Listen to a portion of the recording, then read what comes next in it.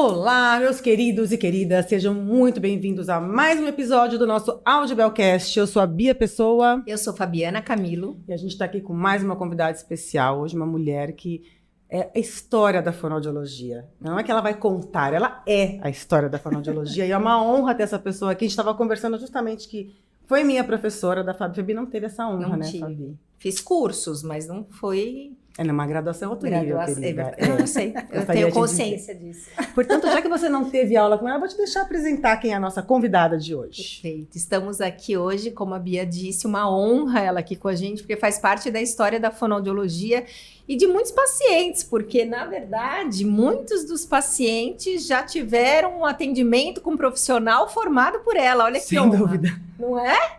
Não tinha pensado nisso, é verdade. Você claro. que está nos assistindo, usa aparelho auditivo, certamente a sua fonoaudióloga foi aluna dessa nossa convidada. Fala aí, Fabi. Estamos aqui hoje com a doutora Tereza Momenson. Produção do áudio. Palmas, conta pra gente. Em primeiro lugar, bom dia. Bom dia, bem-vinda. Obrigada pelo convite, é muito gostoso estar aqui, muito bom mesmo estar com vocês.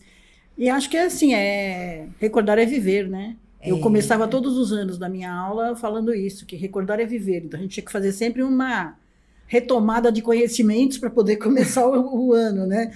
Porque as férias faziam os cérebros esvaziarem completamente os conhecimentos da área que a gente precisava. Ali, Mas eu te apresentei como doutora Tereza, mas fala pra gente antes disso, quem é Tereza? Bom, hoje eu sou uma profissional, está mais voltada para pesquisa, né, para supervisão, para acompanhamento de atendimentos. Não estou mais na lida com os pacientes, né? Durante muitos anos eu já fiz isso. Sou mãe, né? Mãe já de 2 adultos, né? Que já têm suas vidas também. Tenho 2 netas, que são uma delícia. Já vão fazer 10 anos, 2 meninas. Tenho meu marido, que é otorrino, que escolheu a otorrino por minha causa, não foi o contrário, né? Não fui eu que fui fazer fono por causa dele. Eu já era formada, já trabalhava, tudo quando a gente começou a namorar, e ele terminando medicina, ele queria uma especialidade médica e cirúrgica, clínica e cirurgia ao mesmo tempo. E aí ele foi para otorrino. E é uma área muito bonita, né? Acho que essa área da audição é uma área muito bonita. E eu entrei para fazer fono por acaso. Eu ia te perguntar isso, porque quando eu fiz fonoaudiologia, há 20 anos atrás, eu mesma não sabia muito bem o que era, e as pessoas ao meu redor também não sabiam, e não entendiam por que eu ia fazer aquela faculdade, que era sempre o fono o quê? Né? É verdade. Fono o quê que você vai fazer? Por que você escolheu a fonoaudiologia? Se, né, na minha época de formação não era muito conhecida, eu imagino um tempo atrás. Mais nada, né? Porque o curso... os primeiros cursos de fono oficiais, assim, a gente tinha 61, que foi da USP, e 62 da PUC, com o Mauro Spinelli e o Morgante, né? Que os 2 tinham ido para a Argentina, fizeram os cursos com o Queiroz, e quando eles voltaram, eles montaram o curso. E o curso no início era de 1 ano. 1 ano. Depois passou a ser 2. Quando eu fiz era 3. Aí teve um intervalo de 1 ano, começou a ter cursos de 4 anos. E vocês já pegaram a turma todas de 4 anos. Né? De vocês já foi o mais longo. E na época eu fui fazer, eu tinha feito normal, que era o magistério hoje, né? E eu gostava de psicologia, gostava de genética, gostava de biologia, gostava de línguas. E falei, o que eu vou... Eu queria parar. Eu ia trabalhar como professora primária. Meu pai não deixou. Falou assim, não, de jeito nenhum. Vai ter que fazer faculdade, porque a gente não sabe o futuro, não sabe como é que vai ser, aquelas coisas de pai, né? Mas também um pai visionário, né? Visionário. Porque mas ele não queria que eu fizesse. Era meio que um caminho, né? Magistério e ser professora. Eu lembro minhas amigas, eu peguei magistério. Eu não fiz, mas eu peguei magistério. E era muito comum chegar no 3º colegial, fazer magistério e dar aula, né? E ele te incentivar justamente pro contrário, é muito legal, né? Mas meu pai era engraçado porque ele era um alemão machista, que teve 4 filhas, e era feminista com as filhas. Com a mulher dele, não. A mulher dele era outra conversa. Mas com as filhas a gente tinha que se virar. Porque ele dizia assim, eu não sei com quem vai casar, não sei se vai dar certo, e eu quero que vocês não tenham que depender de ninguém. Muito legal. Então, uma cabeça diferente, mesmo. né? Para um homem machista como ele era. Sim. Aí eu fui na PUC ver que cursos tinha, porque na verdade eu queria fazer letras, porque eu também gosto muito de línguas. Aí fui ver, olhei o currículo do curso de fono e fiquei encantada com as disciplinas que tinha e resolvi fazer. Entrei. A Leslie, que é professora também lá da PUC, ela lembra do dia que eu fui buscar o jornal para ver o resultado do vestibular. Porque nós tínhamos casa na praia na mesma rua. Então, nós éramos amigas de adolescência, né? E aí, entrei, greve em cima de greve, porque foi os anos da Revolução, Lei Falcão, aquele monte de lei de segurança, um monte de problemas, e a PUC sempre revolucionária. Sempre. Eu tinha, assim, aula, às vezes, 15 dias, parava um mês. Não fiz um bom curso, para dizer a verdade, mas era uma coisa que eu gostava. Terminei a faculdade, o Orozimbo já era professor na PUC. Aí eu perguntei para ele, eu falei, eu queria estudar mais, eu queria ser professora, o que eu faço? Falou, vamos trabalhar junto, vamos começar a estudar. Aí eu comecei a ser monitora na PUC, dando aula de graça. Com o Orozimbo. Com o Orozimbo. Só o doutor Orozimbo, uma pessoa pouco importante no nosso meio. Mas ele é uma pessoa maravilhosa até hoje, né? E aí, quando eu comecei a estudar, quando você começa a dar aula, você é obrigado a estudar mais. Né? E aí você se obriga a estudar muito, porque ou você estuda ou você não sabe responder perguntas, né? E as perguntas que os alunos fazem a gente raciocinar de um outro jeito. Então é muito gostoso isso. E eu comecei a dar aula de morfofísio da audição, do laboratório, com anatomia. Vocês lembram que vocês tinham que desenhar lâmina, né, no laboratório e tal? Avaliar as peças. Então, eu dava essa aula. E dava aula de audioclínica. E aí eu comecei a juntar as informações, porque você estudando a morfofísio da audição e estudando a avaliação da audição, você começa a juntar as pecinhas. E aí você consegue entender muitos dos mecanismos que estão por trás dos problemas de audição, das questões que os pacientes reclamam, das dúvidas que aparecem, né? E eu sempre fui muito apaixonada pela audição, então tudo que aparecia eu ia fazendo, ia estudando. Aí fiz mestrado na PUC, porque abri o mestrado. Isso foi... Eu defendi o mestrado na PUC em 1980, mas o da PUC não era credenciado na CAPES. Ainda naquela época não era? Não era. Aí eu tive que fazer de novo.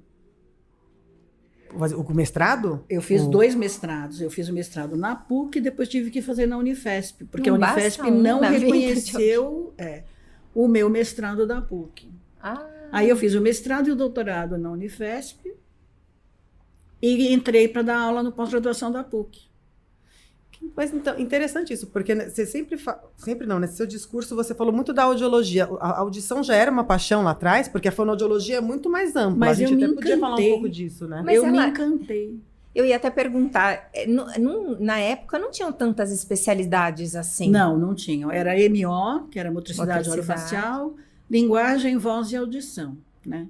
Agora, você ter aula com Orozimbo faz você se apaixonar pela audição, porque ele é um apaixonado pela audição, né? Então, a visão que ele trazia, o jeito que ele ensinava, a forma como ele fazia você querer estudar mais. E quanto mais eu estudava, mais eu me apaixonava.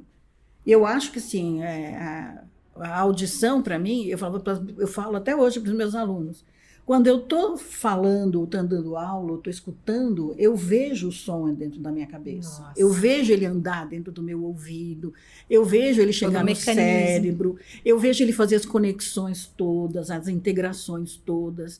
Então, é apaixonante, né? E aí, quando você começa a atender pessoas com perda auditiva, a hora que você coloca aparelho nessas pessoas e que o olho delas brilha, e que muda a expressão facial, muda a forma delas viverem o mundo, aí é paixão toda a vida. É paixão toda a vida, a gente sempre fala isso. Uma coisa que a gente fala muito, que nós falamos aqui com outros convidados, é esse momento da entrada da fonoaudiologia nesse mercado de aparelho auditivo. Porque, como você disse aqui, então eram 4 áreas, né? E aí começou a seguir na audiologia. O Valdevir Pessoa, né? O presidente e fundador da Audibel, ele fala muito isso. Ele contava da história dele antes da fonoaudiologia, com a linha dele indo lá atender paciente. E a gente gosta sempre de trazer, até por isso que nós falamos, vamos trazer a doutora Tereza para contar essa entrada da fonoaudiologia nesse processo. Eu estava lembrando, assim, desde o começo, hoje eu não faço mais atendimento, mas ainda adoro o aparelho, né? Eu acho que é um recurso que traz a vida de volta para as pessoas, né? Traz dignidade, traz liberdade, autonomia, né? Minha mãe é usuária de aparelho, meu pai era usuário de aparelho, ele usava o aparelho da Audibel. Ele andava com 6 aparelhos dentro da bolsa. Com medo, vai que dá com problema. medo de um dar problema. Então, ele quebrava um aparelho, ele já tinha outro dentro da bolsa. Eu, cada vez que ia para os Estados Unidos num congresso, ele falava, saiu alguma coisa de novo? O que tem de mais novo para eu usar? Do desespero dele de não poder ouvir, né? Ele tinha uma perda severa bilateral, um reconhecimento de fala muito ruim. Então, o melhor aparelho do mundo, para ele não ia dar o efeito que ele queria, né? E ele achava estranho a gente comentar que, dependendo do lugar onde a gente estava, eu também não conseguia entender o que as pessoas diziam. Mas você ouve, você tem audição boa. Mas não é essa a questão. A questão é que esse lugar aqui não é bom para a gente escutar, né? Para mim não está bom, para ele pior ainda, né? E quando eu comecei a trabalhar, eu comecei a atender criança surda. Tudo aquilo que a gente não estudou na faculdade é o que primeiro aparece na hora que você vai trabalhar. Né? Eu lembro que meus primeiros pacientes eram surdos, mas aquele surdo, criança pequena, na minha época, criança pequena era 6 anos, né? Hoje é 6 meses. 6 meses, né? Mudou muito. Então eram 6 anos, crianças com perdas profundas, com aparelho às vezes mal colocado ou mal adaptado, e eu não tinha a menor noção do que fazer. Vai estudar, né? Hoje vai estudar. E os aparelhos não eram essa maravilha que é agora, né? Você punha um aparelho no ouvido, ele tinha muito barulho, ele tinha muitos limites. Aparelho que usava 2 pilhas, 2 baterias, aquelas mini baterias embaixo. A gente decorava as linhas de aparelho, porque eram poucas empresas, e os aparelhos ficavam 2, 3, 5 anos sem mudar de linha, porque era muito caro. Né? Demorava para chegar aqui, né? Não era esse avanço. E mesmo as empresas demoravam para desenvolver. Sim. Porque a tecnologia não é como agora, né? O aparelho hoje é uma ilha de edição de som. Né? É de uma qualidade que é melhor escutar com o aparelho do que sem o aparelho, de tão bom que é, né? Eu achei uma analogia perfeita. Ilha de edição de som. É isso, porque ele trabalha o som de diversas... Não é amplificador só, né? Não, ele é uma ilha de edição de som. Para o nosso destaque. Quando eu acabar esse vídeo, tem que pôr no destaque, que é muito legal essa analogia. Nada como alguém com experiência, né? Vivências. Porque é uma ilha de edição de som, né? Você pensar, ele mexe em tudo, né? Ele mexe no controle do ruído, ele mexe na frequência, ele mexe na intensidade, ele mexe nos controles de ganho, de compressão. Ele faz tudo sozinho. Você diz para ele o que ele tem que fazer e ele resolve. Tão pequenininho, né? E no dia a dia, né? Na orelha do sujeito que está usando, do paciente que está usando. Na época que eu estava, não, né? Era a chavinha, era o H1, era LNH alguns, outros era NH1, H2... Aí tinha o controle de compressão, que era ou C1, C2, ou O1, O2, O3. Tinha o P1, P2, P3, porque se ele era pick clipping ou se ele era de compressão. Então, era uma realidade totalmente diferente. Aí tinha uma outra questão, importantíssima. Só tinha aparelho quase de caixinha. Não existia aparelho retroauricular. Quando saiu o retroauricular, foi o auge da modernidade. Né? Eles tinham que ter casamento de impedância entre o receptor que estava na orelha do paciente com o microfone do aparelho. Porque se não tivesse casamento de impedância, você tinha risco de perder a amplificação. E tinham 3 tipos de cabos. O cabo em I, que era unilateral, o cabo em V, que aí eram 2, né? E um sistema em Y, que vinha um cabo e abria em 2. Então você tinha que saber qual era o cabo que ia usar para fazer o cálculo das impedâncias dos receptores. Nossa. Até Minha o termo cabeça é difícil, aqui tá, né? ó, Cálculo da que delícia impedância do escutar isso. receptor. Eu tô pensando, cálculo, tô tentando entender o que porque é isso assim, se exatamente. você olhar nos receptores antigos, você deve ter aqui alguns aparelhos antigos. Tem. Olha no receptor, está escrito assim, 110 ohms, 220 ohms. Era o receptor, era a impedância do receptor. Aí você tinha que casar com a impedância do aparelho. Não me parece muito prático, não. Não, não era. Perto de hoje. Perto de hoje que coloca, né? Joga a audiometria e o Joga a software audiometria, faz o os software cálculos. resolve, aí você faz uns testes, organiza lá, melhora, né? A gente tem um trabalho enorme atrás. Sim, claro. Esse trabalho que vem depois, isso não mudou, né? O que facilitou foi o dispositivo, que hoje ele é fácil, né? Sabe o que é interessante? Desculpa te cortar, porque mesmo hoje a gente falando dessa tecnologia em que nós colocamos uma audiometria no software, ele faz tudo, o nosso raciocínio É o mesmo. é o mesmo. E aí, esse é o diferencial na entrada da fonoaudiologia no mundo de vendas, né? Que a gente falava dos vendedores com a maletinha. Então, esse raciocínio, o quanto os pacientes não ganharam com o aparelho auditivo, com todo esse raciocínio As clínico, histórias que né? a gente ouvia dos vendedores de aparelho eram trágicas, né? Trágicas.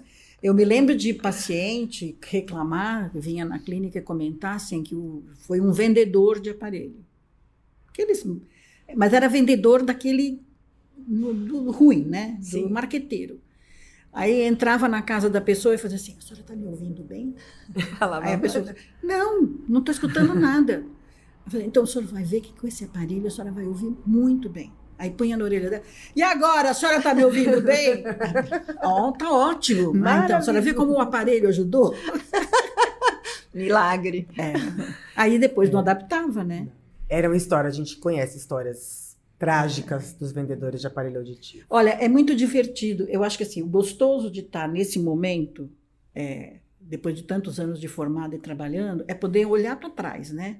E ver esse caminho todo, o quanto evoluiu, o quanto cresceu. Eu me lembro para a gente ter um livro de audiologia, eu adorava, sempre adorei o CATS. O primeiro livro de audiologia que eu comprei, que eu consegui comprar, o Orozimbo trouxe para a gente, dos Estados Unidos. Não tinha aqui. Não chegava. E quando chegava, demorava 4, 5 anos. Não tinha essa facilidade que agora eu entro num site, pago pelo cartão de crédito, em 10 dias o livro está na minha casa, né? Então, eu tenho, por exemplo, na clínica, eu tenho as 8 edições do CATS, que para mim é um dos melhores ainda, em termos de atualização em audiologia, né? E a gente olha o livro de primeira edição para hoje, a primeira edição era um livro assim, desse tamanhinho. Agora ele é desta grossura e um livro deste tamanho, né? Então, cresceu muito, cresceu muito. A audiologia não existia audiocupacional, não existia. Estava começando por conta da Cecília Bevilacqua, que estava mexendo com as questões do atendimento precoce, né? Da avaliação do atendimento do bebê, da criança pequenininha. Bera, eu comecei a fazer com Orozimbo. Era uma mesa do tamanho dessa, e você registrava na caneta. Nossa. Então, punha os eletrodos na cabeça do paciente e ficava lá registrando na canetinha.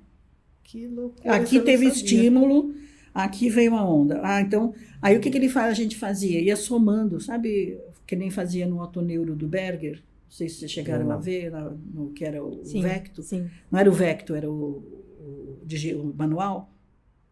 Ele ia somando, pondo em cima, uma folha em cima da outra, para ver se naquele mesmo ponto começava a aumentar a onda. Aí, depois de 800 cliques, dava um ruído de fundo, um músculo que entrou em contração. Fazia uma onda assim, ó, apagava tudo.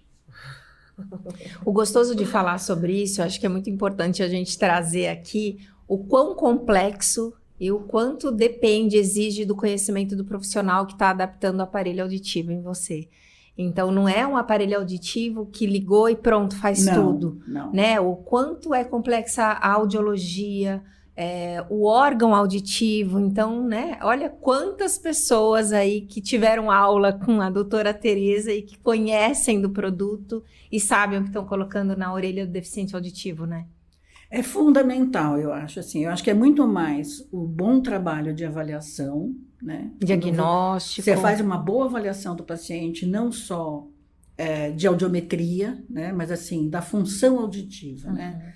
Quais são as dificuldades que ele tem, quais são as demandas que ele tem, do que ele precisa. Para daí você pensar que tipo de aparelho ele vai usar, né? Qual é a habilidade que ele tem? Ele enxerga? Ele consegue manipular, por exemplo, até a bateria, né? Porque tem baterias hoje que são minúsculas, né? Então, quanto que ele consegue fazer isso? Né? E isso não é de hoje, é de sempre, né? Antes a gente tinha muito a questão da estética. Porque o aparelho é grande, porque ele aparece. Até parece que você não entendeu o que as outras pessoas falam, não aparece, né? Aparece mais, né? Muito, né? Mas é um argumento que às vezes era difícil você combater. Então eu sempre fiz muito com os pacientes assim, tá bom, como é que o senhor está agora? Tá bem? Não, tenho dificuldade para ouvir. Falei, vamos tentar o aparelho? Vou fazer o seguinte, o senhor vai usar 10 dias.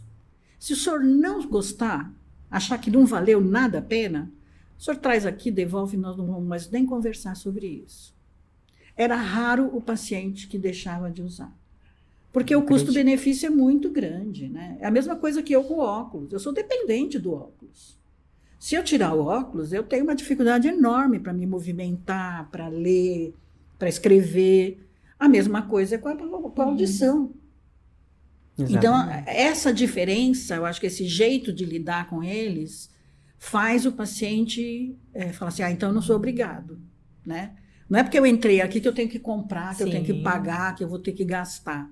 É caro. Mas se você pensar, o óculos, a cada ano, 2 anos, você tem que trocar, ele custa o preço de um aparelho. Uma lente boa. Isso que eu ia falar agora, se investe numa lente boa, numa boa armação. Não é? Vai um aparelho. Então, e o aparelho não dura só 2 anos. Né? Bem cuidado, ele tem um tempo de vida útil muito grande. Eu acho que essa boa avaliação, e depois você ouvir o que eles falam. É a tal escutativa que nós falamos, né? Sentou na frente do paciente, presta atenção que ele tem de trazer de história, de dificuldade, de necessidade, para daí personalizar o que a gente vai entregar naquele aparelho auditivo, né? Porque você não pode tratar de... Sabe aquela história, tem uma piada, né, que diz que Jesus desceu na Terra e foi trabalhar no INSS. Estava lá uma sala vazia, aquele monte de gente esperando. Aí ele resolveu trabalhar lá como médico. Aí entrou o primeiro paciente, era um cadeirante. Aí Jesus olhou para ele e falou assim, olha, eu sou Jesus, né? Eu posso salvar essa pessoa, eu posso fazer ela andar de novo. Eu vou fazer um milagre aqui. Pôs a mão na cabeça dele e faz, levanta-te e anda. E o cara levantou e saiu andando.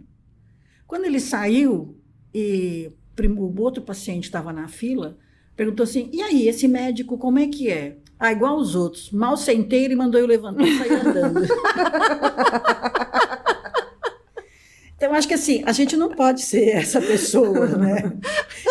Porque esse é o diferencial que eu acho que a fonoaudiologia tem. A gente não está querendo vender, né? A gente está querendo a reabilitação. Mas eu vou pegar um gancho. Você que tem essa vivência, por que você pensa, ou não sei se você já pensou sobre isso, tem o histórico dos vendedores e tem muito uma ideia de que, hoje menos, mas havia uma ideia de que aparelho auditivo não funcionava, era muito caro e os vendedores empurravam mesmo. Você acabou de contar essa história que a gente falou das tragédias dos vendedores, né?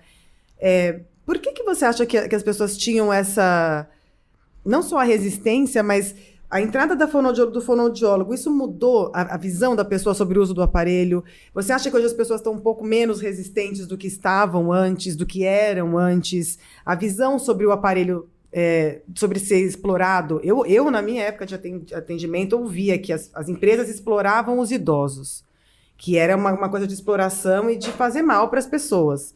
E era triste, porque eu estava lá dentro e falava, não é isso que eu faço. E você tem até a sociedade, sua família pensando... o aparelho é caro, né? Mas por que faz desse jeito? Mudou muito? O que você tem a falar sobre isso? Eu acho que o que mudou muito foi, primeiro, a possibilidade deles terem um momento de perguntar, de discutir, de conversar.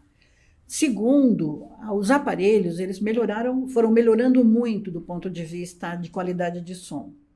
Se você pensar aqueles aparelhos do início, né, que a bateria deles era uma bateria de carro e o som era muito ruim, então, na verdade, a qualidade tinha muito chiado, muito barulho. Então, em vez de ajudar, às vezes incomodava muito. Então, a gente encontrava muito aparelho de gaveta, né? Comprou e não aguenta usar e guardava na gaveta. Eu acho que tem muito a ver com essa questão da qualidade do som, que era muito ruim mesmo.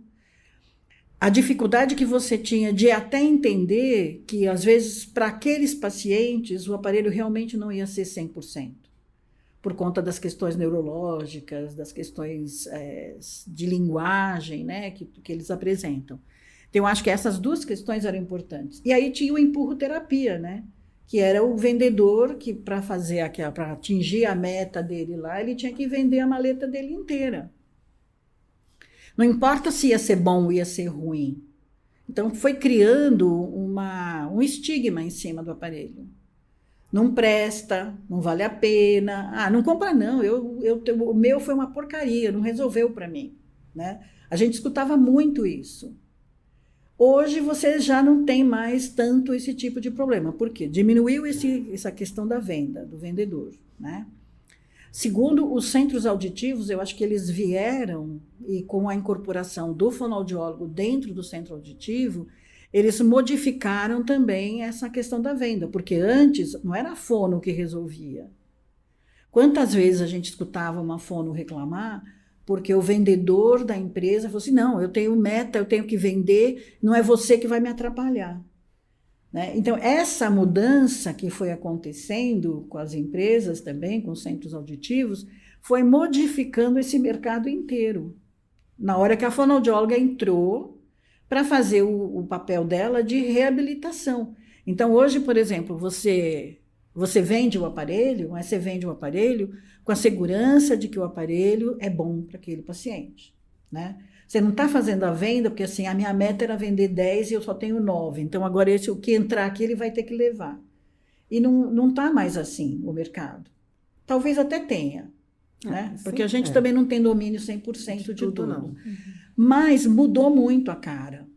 Mudou a qualidade dos aparelhos, mudou a qualidade dos serviços, a qualidade da avaliação, e eu acho que a consciência da importância de ouvir bem, de se comunicar, né?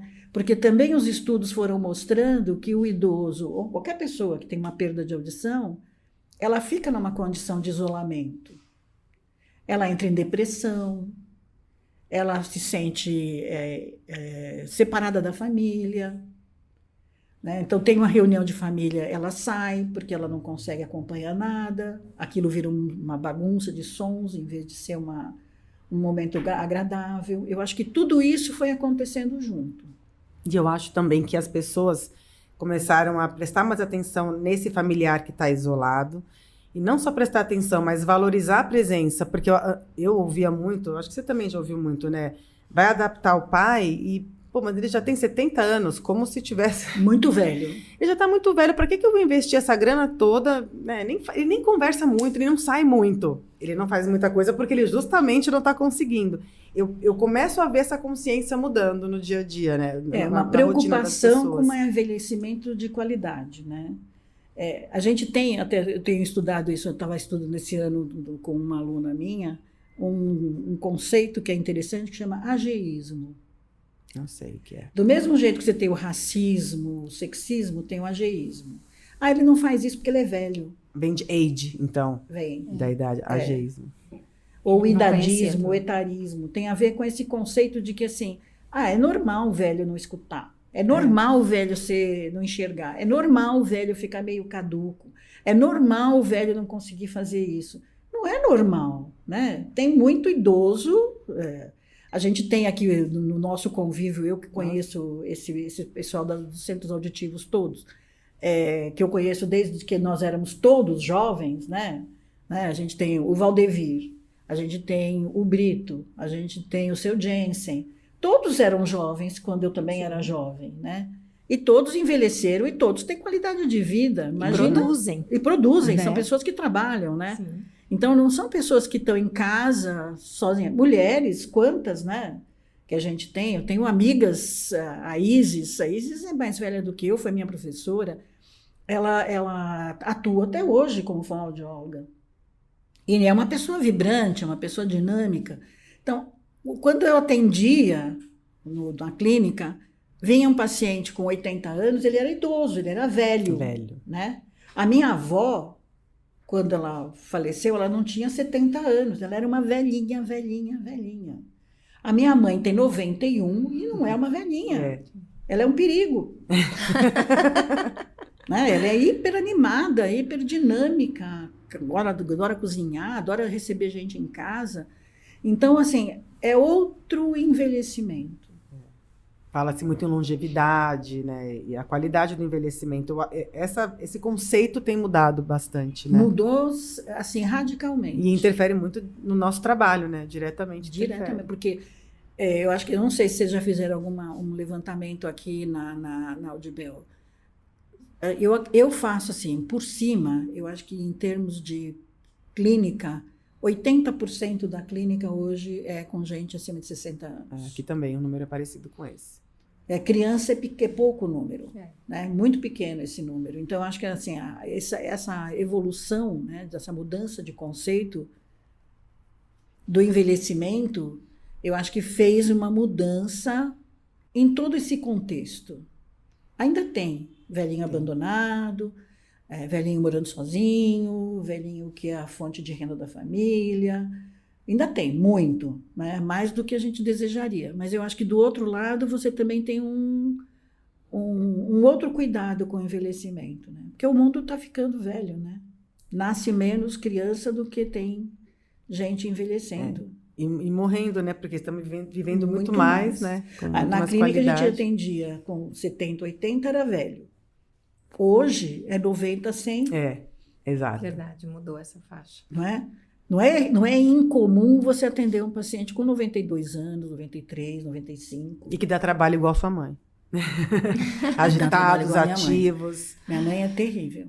Mas é uma delícia, né? A minha mãe tem 73 e é super ativa. É uma avó de 3 netos, mas assim, é outro perfil, né?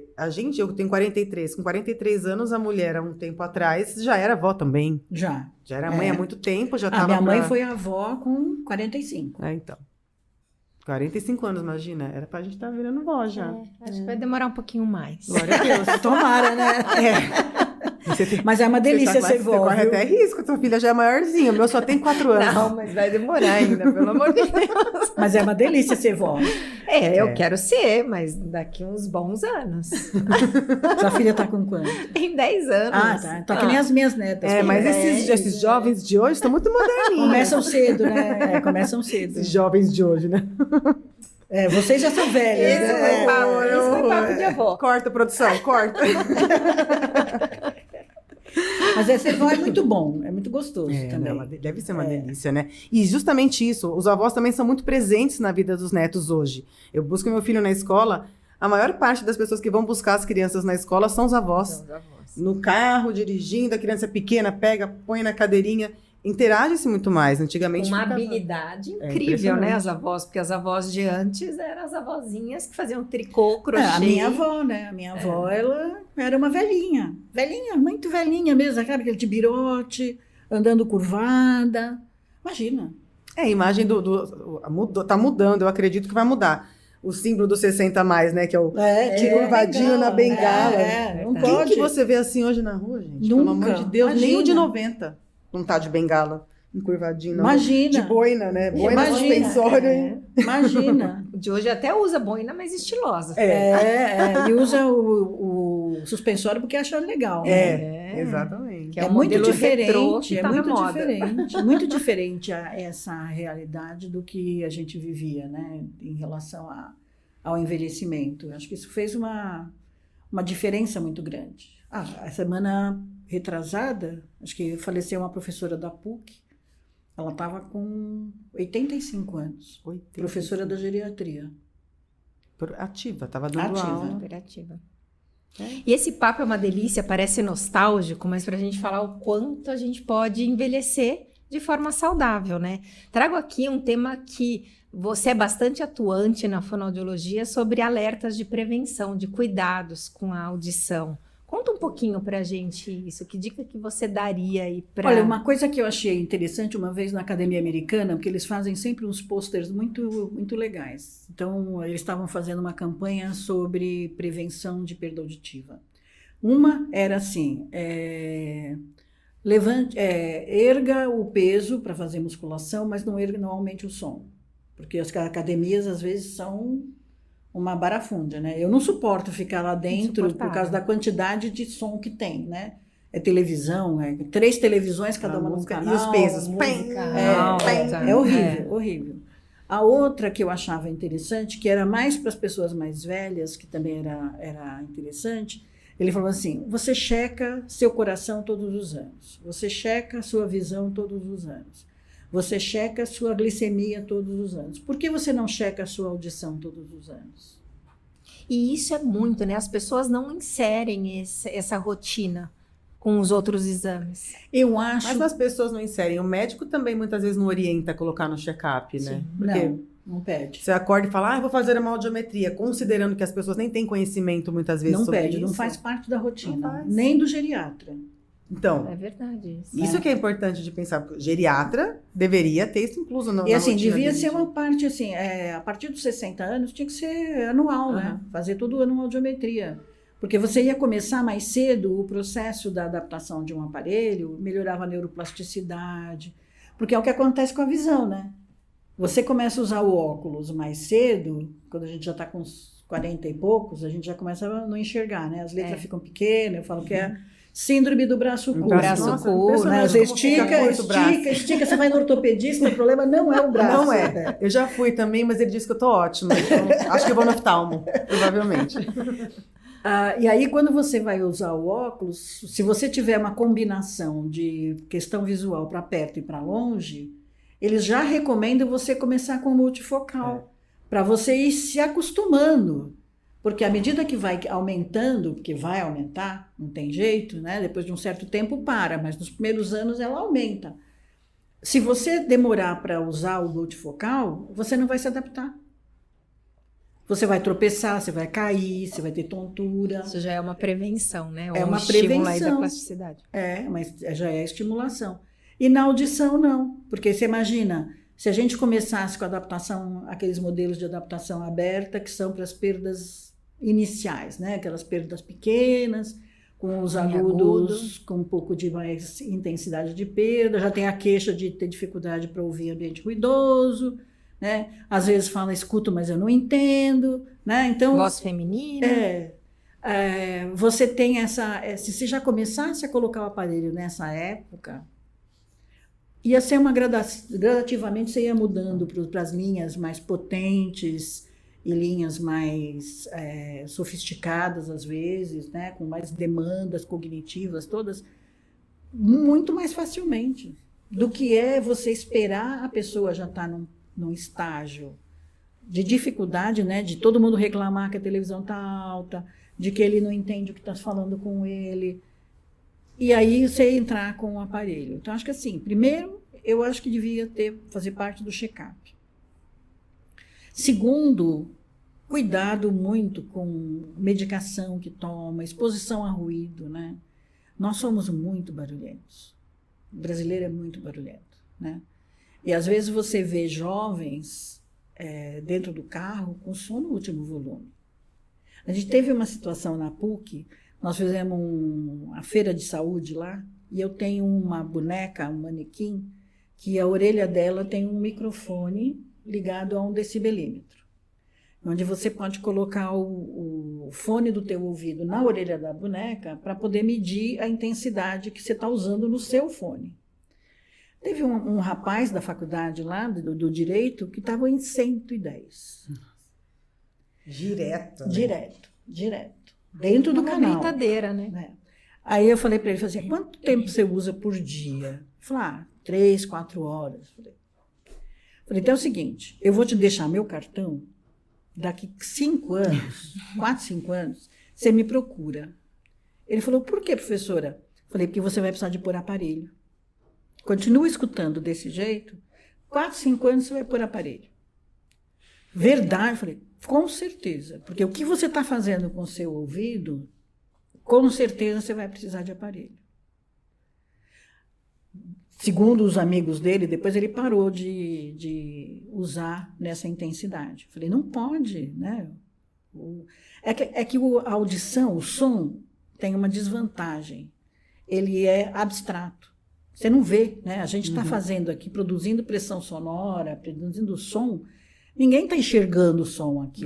Né? A luz, se ele apagar, a gente vê. Apagou, acabou, voltou, não voltou, está claro, está escuro. O som, não. Então, as pessoas acham que podem aumentar o quanto querem, que nunca vai ter lesão.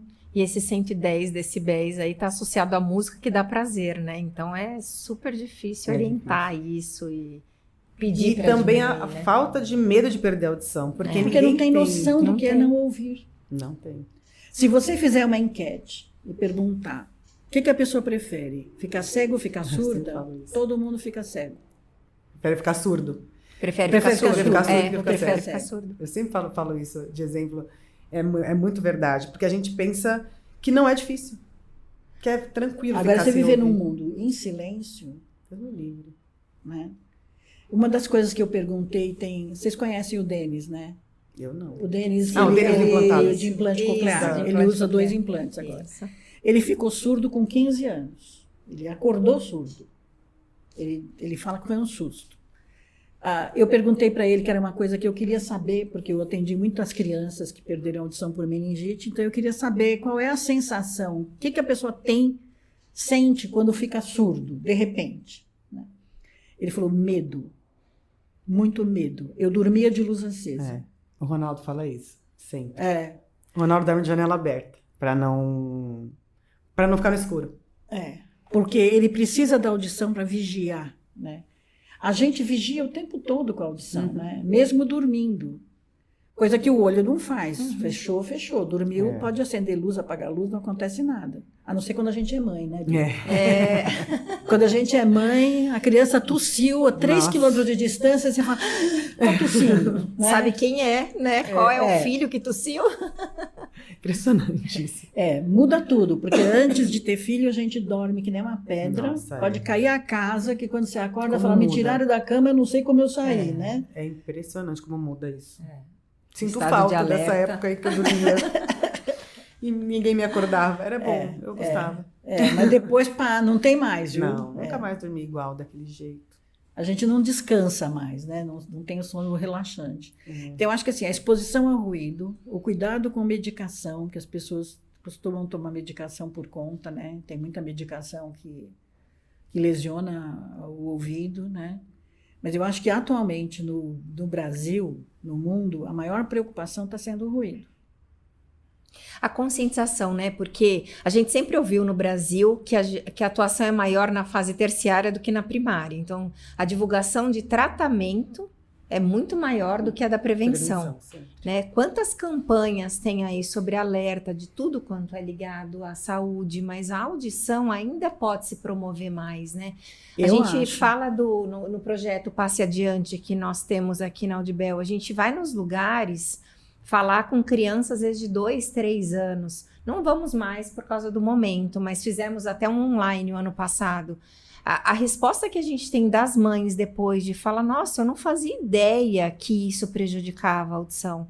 Então, o quanto é importante propagar a informação, eu usei várias vezes, a gente fez várias campanhas dentro de escola, né, usando o Passe Adiante e usando combinado com outras estratégias, né?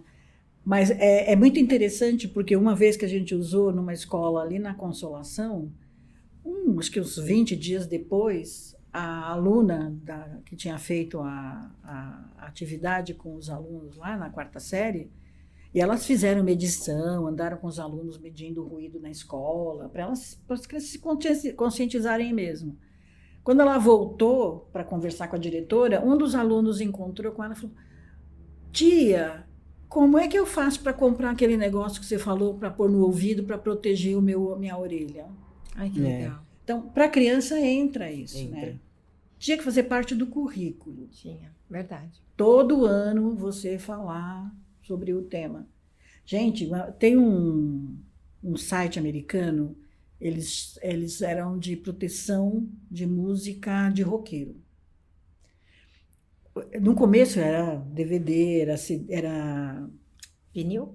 não, videocassete. Videocassete. E eles mostravam várias situações. Então ele comentava que, por exemplo, quando os Beatles começaram a fazer show, eles usavam 100 watts de potência nos shows. Dos Rolling Stones, depois, era 100.000 watts de potência. Uma pequena mudança. Tanto que quando eles vinham, os Rolling Stones fizeram vários shows aqui em São Paulo, né? Uma vez eles fizeram ali no Pacaembu, as pessoas que ficavam na frente, nas primeiras fileiras ali Da pista. do gramado, no dia seguinte estava todo mundo em otorrino. Zumbido e com entalhe audiométrico. Porque é muito barulho. Nossa, é uma explosão, né? É muito barulho. Então, acho que a gente precisa acostumar, né, a ouvir. Quantas vezes você passa do lado de um carro e o carro só está faltando pular do lugar, né? Porque fazer assim, tum, tum, tum, tum, tum, tum, tum. Muito, Você sente o grave muito aqui, né? alto. Do carro do lado, você sente o grave no peito aqui. A gente vai em show, você passa perto da caixa de som, vibra o peito. Não pode, né? Uma vez eu fui num casamento na nossa família, eu entrei, nós sentamos bem no fundo, que eu estava com... Meu cunhado, na época, tinha 90 e poucos anos, era usuário de aparelho, precisava de acompanhamento. Aí ele sentou com a gente, daí a pouco todo mundo começou a levantar e ir lá para fora. Aí eu falei para o moço do som, falei, sabe por que essas pessoas estão saindo todas daqui? Ele falou, não senhora, por quê? Por sua causa. Ele falou, por quê? Eu falei, porque com a música nessa intensidade, com um monte de gente de idade aqui dentro, que não consegue conversar. E eles vieram nessa festa para poder encontrar a família. Eles não vieram aqui para ficar pulando na área de dança, né? Aliás, tem área de dança, tem espaço para tudo, né? Então, faz a música ficar um pouco mais para lá, né? Não precisa botar no último volume, porque é insuportável. Mas é difícil a gente abrir mão do volume, por exemplo, em shows, em festas. Mas se você tem um bom hábito de não ficar com aquele fone 110 decibéis o tempo todo. Eu me lembro de falar isso no Passe Adiante, né? Que, foi num show hoje, descansa a cabeça, amanhã evita barulho. Conhecer os eu vou te cuidados. contar uma coisa. Uma vez veio o Henderson aqui no Brasil falar sobre essas questões de ruído. A morte das células ciliadas não é imediata, tá? Ela fica uma semana morrendo. Ah, é? Então, o som que você escutou hoje matou umas 2, 3 células hoje, mas vai matar mais 2 amanhã, mais 3 amanhã, depois mais 2, mais não sei quanto, durante uns 10 dias. O sistema auditivo entra em chamada morte programada. Isso É a apoptose que chama, entendeu? Então, assim, o som forte, ele não faz mal só naquela hora. Quando é um trauma acústico, por exemplo, uma explosão de uma bomba, uma coisa, ele lesiona, a lesão aparece, às vezes fica permanente, mas as células continuam entrando em morte. E a gente que mora em São Paulo, por exemplo, que está com esse ruído o tempo todo, está o tempo todo estimulado, né? Além dessa questão que tem do ruído forte, a gente tem esse ruído ambiente, que a gente também, nesse estudo que a gente fez lá naquela escola, nós perguntamos para as crianças, onde você estuda em casa, como é que é o som? É geladeira, é liquidificador, é panela de pressão, é máquina de lavar roupa, é aspirador de pó. Você precisa ter concentração. E se você não tem silêncio, não precisa ser um silêncio absoluto, mas você tem que ter um silêncio relativo do ambiente para você dar conta de manter a sua atenção. E a atenção e até um equilíbrio emocional, né? Eu tenho percebido em mim hoje, por exemplo, que eu sempre fui muito sensível a som forte. Lembro que a Ana Cláudia Fiorini falava para mim que eu tinha ouvido de nenê, na época da faculdade. Hoje eu tenho cursos de nenê, eu tenho outras coisas de nenê, continuo muito jovem. Beijo, Ana Cláudia. Mas hoje está insuportável. Então, tem crianças, né? Tem o meu filho, tem as minhas sobrinhas, e quando a gente se reúne, é minha mãe que fala alto, É televisão que tá ligada, as pessoas conversando, as crianças gritando. A babá das minhas sobrinhas falou outro dia pra mim, nossa, você fica irritada mesmo, porque eu vou fazendo assim com a cara e eu não aguento. E aí, sei lá, o Bernardo começa a chorar, a minha mãe, ela quer fazer ele parar de chorar. Não faz isso, não faz isso o quê? As crianças, por que tá chorando? Dá vontade de você catar o filho e ir embora, né? Deus do céu, eu fico doida, Ligar o assim, ó. rádio no final do dia é um alívio. Quando eu Fala, saio de São Paulo e vou silêncio. pro interior, o meu maior prazer é ir pro interior, porque eu não tem nem o grave da cidade. Eu vou para o interior e eu sinto que falta coisa, assim, fica um vazio no ouvido. Porque lá é silêncio mesmo, né? Aqui a gente nunca tá no silêncio. Não tá mesmo. Eu E, durmo às no vezes, barulho. e é sirene, né? Moto, agora com os iFood da vida, as É, entregas que muito aumentaram. Verdade. E quando eles são gente boa, o barulho da moto é baixinho. Mas tem uns que gostam de abrir escapamento, né? Aí quando chega na esquina, ele... aí aquilo vai lá em cima. É irritante, é irritante.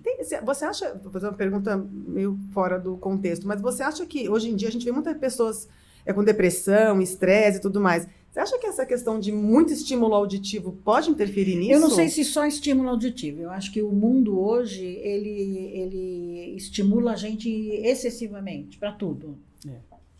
Para tudo.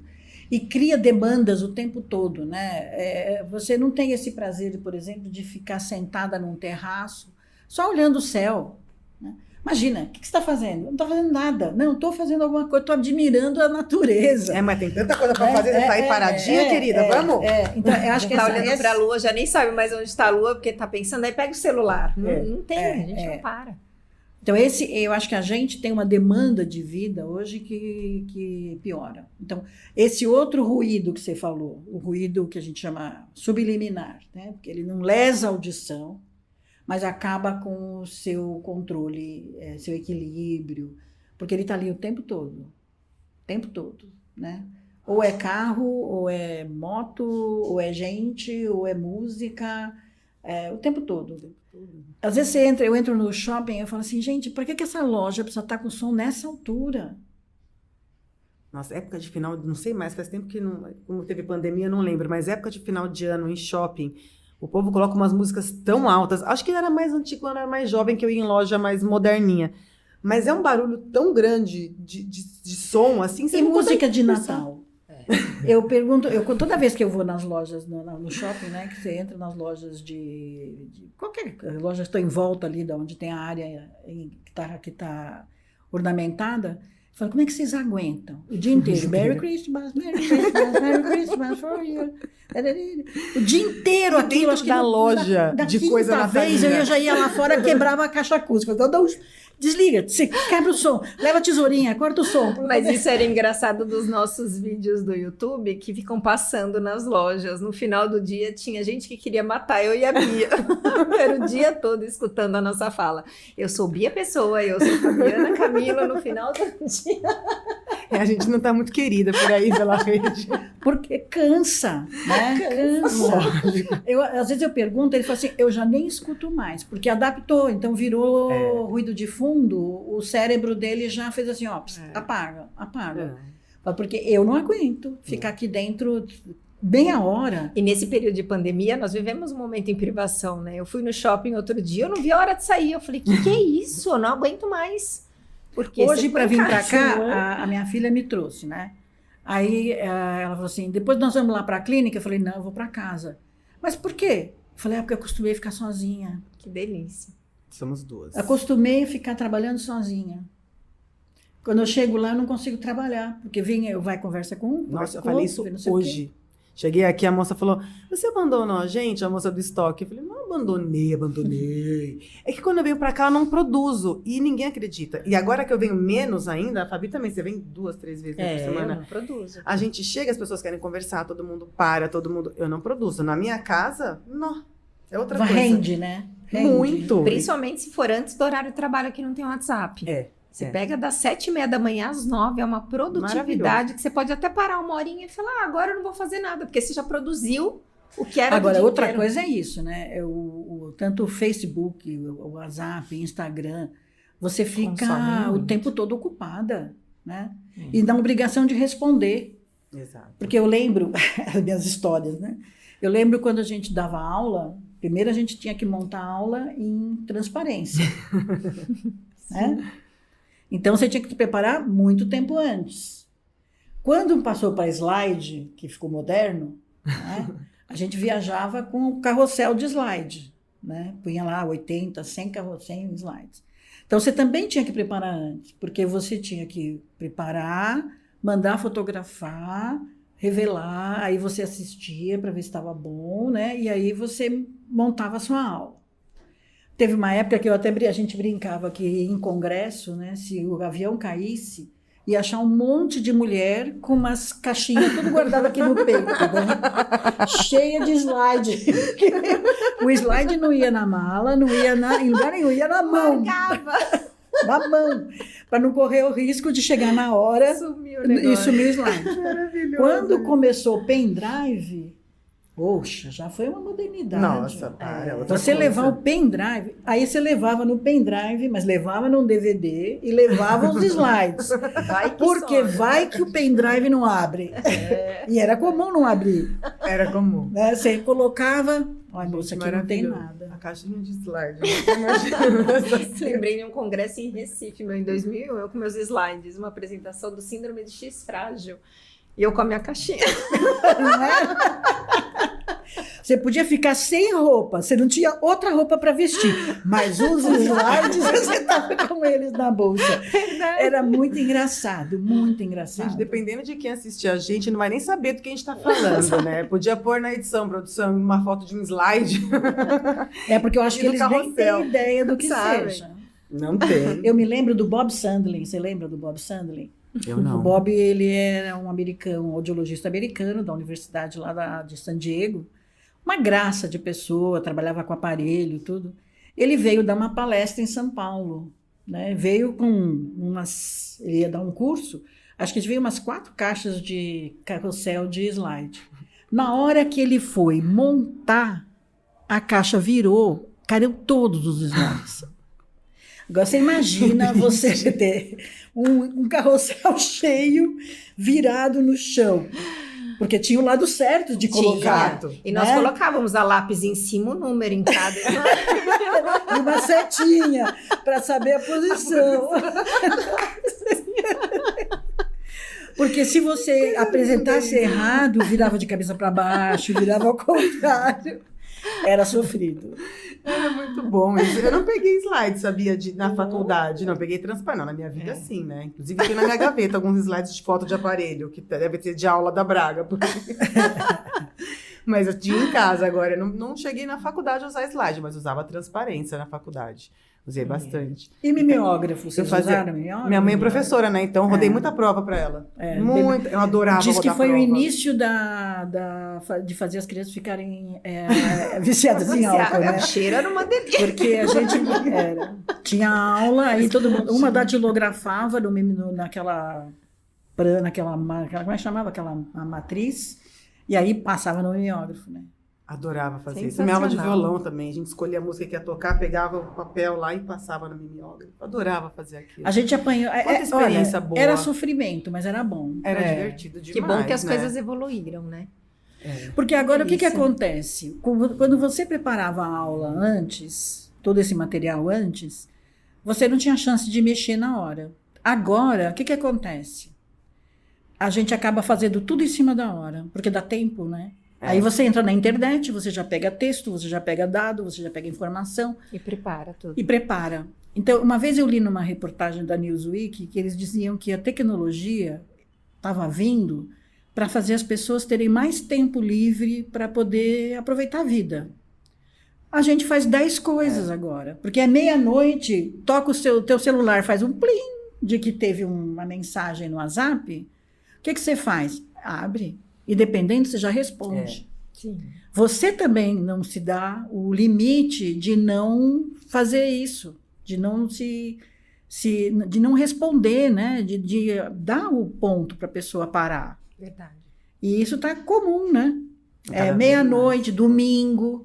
É. Imagina se eu mandava uma mensagem para o Urozimbo domingo para perguntar alguma coisa. Nem mandava, né? Claro Porque não que tinha como mandar. Não tinha, verdade. Eu recebi mensagem esse domingo da moça que trabalha na Audibel do Itaim, da Cláudia, porque a gente agendou um paciente. E a paciente vai ser atendida dia 27, semana que vem. Domingo ela mandou mensagem. Ai, Bia, tô preocupada. Como a gente vai trabalhar a Mari, que é uma tenista surda que vai ser atendida pra gente? Eu falei, Cláudia, vai dormir. Respondi bem assim pra ela no áudio. Vai dormir, Cláudia, 9 horas no domingo. A menina vai ser atendida daqui uma semana. Daí eu encontrei com ela na terça, que eu fui lá levar minha mãe na Audibel. Daí ela falou, desculpa, mas é porque eu tava tão ansiosa. Domingo, 9 horas, tem cabimento de você mandar uma mensagem? Não tem cabimento, mas a gente faz, porque ela estava preocupada com o trabalho. Ela não vai resolver nada no domingo às 9 horas da casa dela, né? Não. Mas queria Mas resolver. a gente faz. A gente faz. E isso, eu acho que isso é que está desgastando. Talvez essas questões de estresse, de depressão, de cansaço que a gente está vivendo, acho que tem a ver, primeiro, o isolamento foi uma coisa terrível, né? Você não poder ver as pessoas, não poder abraçar as pessoas. A gente é um país muito caloroso, muito amoroso, né? Eu acho que ajudou. E essa outra questão a demanda, que é 24 horas por dia. E imediatista, né? Tem que... Aluno, então, ele acha que você só tem ele. Tem que responder na hora. Na hora. É igual o médico pediatra, né? Que a gente acha que ele só atende o nosso filho. Então não custa mandar uma mensagenzinha no domingo. Demorou 5 minutos, mas já tossiu mais. Responde agora. É isso aí. Fica num desespero danado, né? Eu acho que isso também está... Pesquisa, para lembrar mais um Recordar é Viver. Quando eu fiz o mestrado a primeira vez, na segunda vez também, na terceira, no doutorado também. Você ia para Bireme, ficava o dia inteiro lá, e tinha um anuário, que era por mês, daquele ano, e você pegava o seu tema. Então, por exemplo, você falou que fez o X frágil. Então, você chegava lá, síndrome do X frágil. Tinha lá 85 publicações do mundo sobre X frágil naquele mês. Aí você lia e via aquela que te interessa, relacionada à surdez, relacionada à audição, separava. Copiava, né, o nome, o título, a referência inteira. Aí você ia lá no balcão e entregava para a bibliotecária. Às vezes você entregava 10 pedidos. Ela só pegava 2 de cada vez. Aí ela subia, ia olhar lá nas prateleiras da biblioteca se tinha aquela revista. Aí ela descia e dizia, não tem. Pegava mais 2. E assim você passava o dia inteiro dando de 2 em 2. Quando tinha... Ela falava assim, agora você pode ir na máquina do xerox tirar xerox. A gente não sabia tirar xerox. Então saía aquelas coisas tudo torta, tudo enrolado. Então, para você fazer uma pesquisa sobre qualquer tema, você ficava indo lá na Bireme dias e dias. Passava o dia lá dentro. Hoje elas reclamam que você entra no Google acadêmico e põe lá síndrome de X frágil versus audição. E vem assim... 832 citações, né? Ah, mas eu não leio em inglês. Não, mas não tem problema, porque tem o Google Tradutor, tem no Word, tem tradução. Tem resposta para tudo.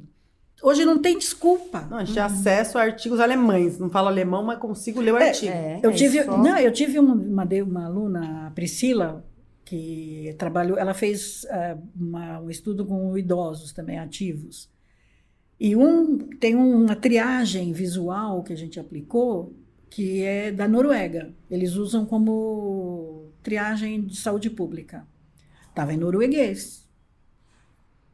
Tranquilo. Veio para o português. Lê ali rapidinho. Mandarim. Veio para o português. Quer dizer, não tem desculpa mais, né? Não tem. Os aparelhos auditivos estão traduzindo? Minha mãe usa que traduz. Já temos nesse ponto hoje, né? E a gente falar em ponto, chegamos num ponto muito triste. Muito triste. Já temos uma hora. A conversa tá boa demais, mas tá encerrando. Que pena. Uma pena. Não, dá pra gente bater tanto papo. Ainda mais se voltar nessa coisa dos slides, então. Vai longe, o papo vai longe. E a gente comprava filme, tinha um tipo de máquina que dava para tirar 2 slides para cada fotografia. Essa é muito moderna. É muita tecnologia, mas era pra gente economizar. Não, era para economizar, porque você comprava o filme e tinha 12 slides. Essa máquina duplicava, você fazia 24. Nossa, demais. E muita tecnologia. Que recurso avançado. Era um avanço. Era demais. Você vai dar aula vai usar um slide para dar aula sobre um aparelho que tem um ajuste com a chavinha. É muita tecnologia, né? E máquina de escrever elétrica. Essa da... Eu fiz antes ainda. Eu fiz com a Olivete. Eu fiz com a Olivete. Fiz Fiz também com a cursos, Olivete. também fez curso. Olivete. Eu não fiz, a minha irmã que fez, me deu aula depois. Como que você conseguiu emprego? Não entendo como você tá aqui hoje. Passou, né? Minha irmã me deu aula, ela só não me deu um diploma. Entendi, então você entendi. Eu fiz, nós fizemos. É muito divertido. É muito gostoso. Tem muita história, né? A fonoaudiologia tem muita história. A gente tem 20 anos de formação, e a FAI já tem história pra caramba Eu pra tenho compartilhar. 52. 52 de Beleza, fono. quanta história e quanto aprendizado. Conta pra gente, infelizmente a gente vai ter que encerrar. Deixa uma dica aí para profissionais, para futuros fonoaudiólogos e para os cidadãos para cuidarem da audição. Deixa uma dica aí Eu diria até que assim, não só para os fonoaudiólogos e futuros profissionais, aquelas pessoas que também não conhecem a fonoaudiologia e estão procurando Verdade, uma profissão na área da importante. saúde. Assim, por que fonoaudiologia? O que te encanta na fonoaudiologia? Porque ela é linda. A fonoaudiologia é linda. Porque você resgata a qualidade de vida das pessoas. Eu acho que em qualquer área, seja na voz, na audição, na linguagem, na audição, na motricidade oral, né? A gente tem trabalhos lindíssimos, coisas maravilhosas, né? Pessoas com queimadura na área da boca e que não conseguem sair de casa porque tem vergonha de comer na rua, porque faz barulho, porque não abre a boca direito.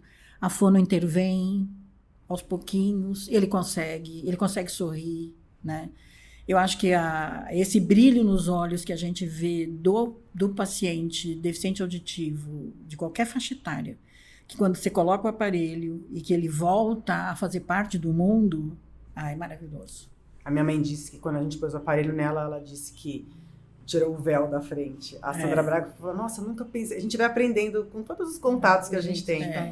Porque minha mãe, ela não tem uma perda grande, é só a partir de 2000 e já uma rampinha. Mas abafa, né? Mas eu quis levar porque eu falei, Sandra, a gente tem oportunidade de trabalhar alguém que tem uma perda mínima e sem queixa. Vamos ver o que acontece, né? E minha mãe estava super disposta a ir. E mesmo nessa condição sem queixa, a hora que colocou, ela falou, nossa, parece que tirou... E ela, um tule, ela falou, tirou um tule, e aí eu... Então, porque você tem um apagamento, né? Quando você tem a perda auditiva de qualquer nível. Então, eu acho que qualquer área da fonoaudiologia, esse trabalho de resgate que você tem, de trazer a pessoa, de dar dignidade, que então, uma pessoa não consegue engolir, volta a poder engolir, né?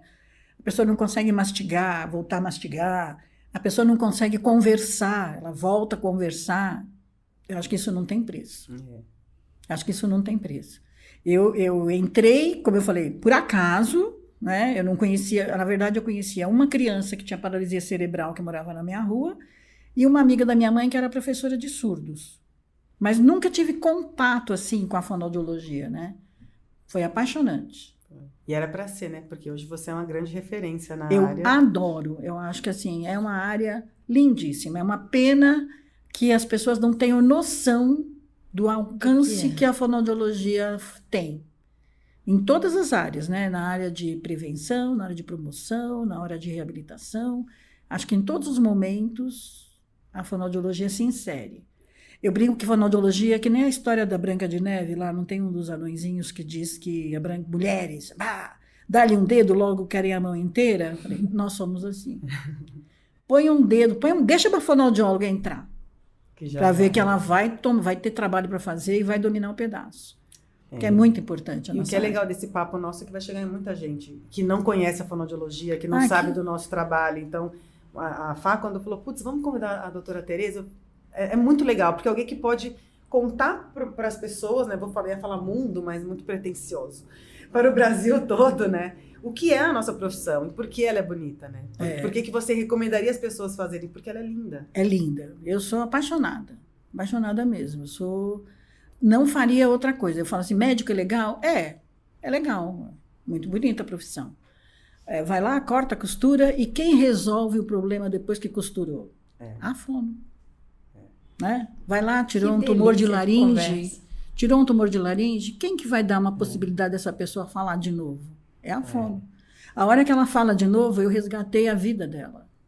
Porque é uma coisa difícil você ficar emudecido. Nossa. Né? Eu sempre acompanhei Robson Shiba, né, que é um empresário dono do Shining Box e fazia o Shark Tank. Ele sofreu um acidente gravíssimo, ninguém soube, ele ficou mais de um ano escondido, agora a família trouxe à tona. E ele tá completamente debilitado, é uma judiação, assim. Só que o tempo todo a fono aparece, eles estão postando a reabilitação dele para ele aprender a falar, comer, tudo que você acabou de descrever. Quem não segue Robson Shiba, então sigam para vocês verem o trabalho do fono na prática, numa outra área aqui na audiologia.